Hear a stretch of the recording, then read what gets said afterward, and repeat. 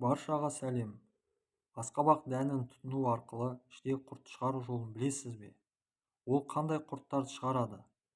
Адам ағзасындағы кездесетін құрттарды түсіру үшін асқабақ дәнінің ерекшелігі. Осы видеоны соңына дейін көріп, қызықты ақпарат жіберіп алмаңыз. Алдағы көрсетілетін видеодан хабардар болу үшін каналға тіркелсеңіз болады. Асқабақ дәні. Таспа құрт, сазан құртты түсіреді. Таспа құртты түсіруге асқабақ дәнінен 60-120 грамды суға қайнатып, аш қарында дәнімен қоса ішеді. 2 сағаттан кейін таза сордан 20 грамды сумен ішеді. Сазан құрт түсіруге асқабақ дәнінен 30-60 грамды талқандап, бал немесе шекер сумен ішеді.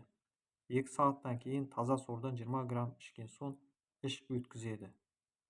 Видео пайдалы болған болса, онда туысқандарыңызға, достарыңызға жіберіп, олардың да дені сау болуына өз септігіңізді тигізіңіз. Видео танысу сипатына ие екенін және кез келген жағдайда дәрігермен кеңесуіңіз қажет екенін ескерген жөн. Келесі видеода жүздескенше аман сау болыңыздар.